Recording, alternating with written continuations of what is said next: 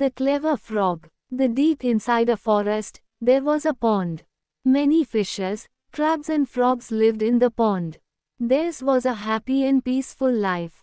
Among them lived two beautiful fishes named Sahasrabuddhi and Shatabuddhi. They were bigger than the other fishes in the pond. They were very proud of their good looks and intelligence. In the same pond lived a frog with his wife. His name was Ekkabuddhi. The fishes and frogs were good friends.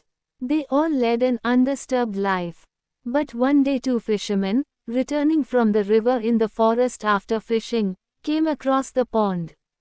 It was late in the evening and as usual all the fishes and frogs were at play. Sahasrabuddhi, Shatabuddhi, Ekkabuddhi and many others joined the game. They leaped high into the air and chased each other. Seeing the beautiful scene, the fishermen were amazed and stopped in their tracks.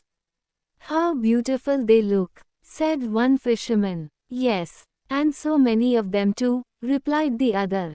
"The pond does not look very deep," said the first fisherman. "Let us catch some of them. It is already very late and we have a heavy load to carry a long way." "Let's come back tomorrow," suggested the other fisherman.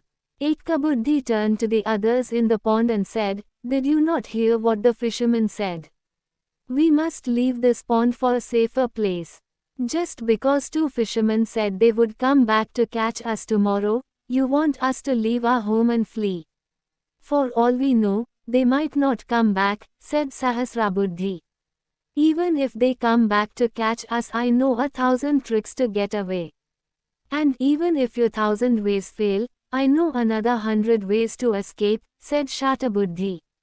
"We will not let two fishermen scare us away from our meal." All the others in the pond agreed with them. "Well, I know only one trick," said Ekkabuddhi. "To leave the place before danger strikes." Ekkabuddhi and his wife left the pond in search of a safer place.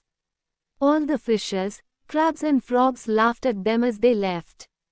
The next day the fishermen returned to the pond and cast their net. "Ouch! This net is too thick for me to bite through," cried Sahasrabuddhi. "For me too," cried Shatabuddhi. "Only if I could get out, I could do something." "We should have listened to Ekkabuddhi," cried a fish. "Now we are all doomed." The fishermen caught them all and put all the fishes, frogs and crabs into a big basket and took them away. Ekkabuddhi, hiding behind a boulder with his wife, turned to her and said, "If I had not acted in time, we would also be in that basket with the others." Thanks for watching. Like, share and subscribe.